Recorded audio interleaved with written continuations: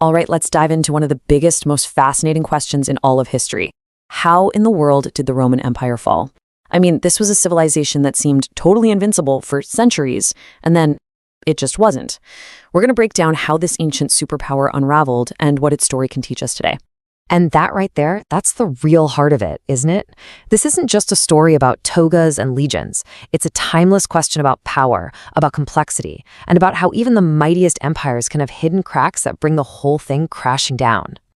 So to really get the sheer impact of the fall, we have to start by understanding just how massive, how unbelievably powerful Rome was at its height.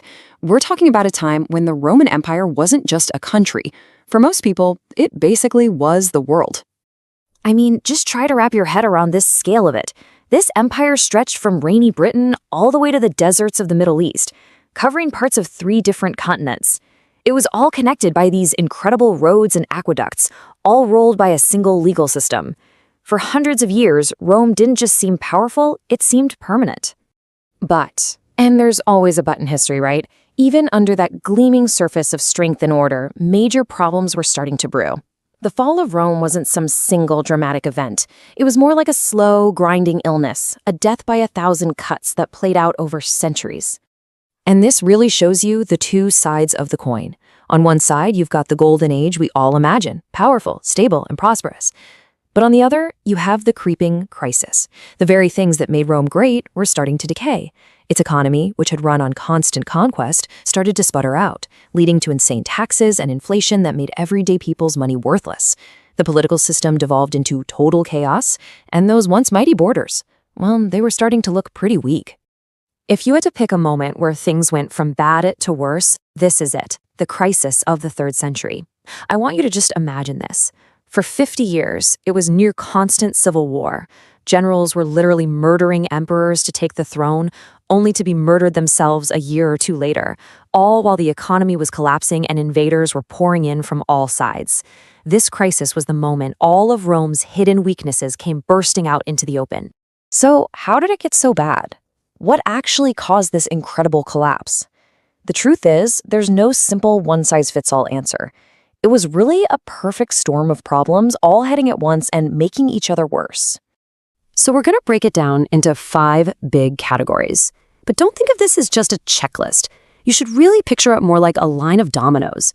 One falls, and it knocks over the next, creating this massive chain reaction that eventually brought the whole empire down. Okay, first up, the problem started right at the top. The leadership was a complete and utter mess. See, Rome never really had a good, stable system for who became emperor, so power just went to whoever had the biggest army.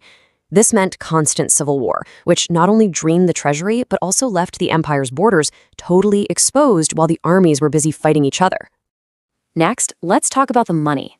Rome's economy was basically built on one thing, expansion. Conquering new lands brought in treasure and slaves. But what happens when the conquests stop? The money dries up. So to pay for its gigantic army, the government started crushing citizens with taxes. And get this, they started debasing the currency, mixing cheap metals into their silver coins. This caused runaway inflation that absolutely destroyed the economy. You know, Rome's greatest strength, its sheer size, eventually became its single biggest weakness. Just imagine trying to defend a border that long. It was an almost impossible task. The famous Roman legions were stretched so thin that they couldn't possibly be everywhere at once. So while they were fighting off a threat in one area, another part of the empire was left wide open.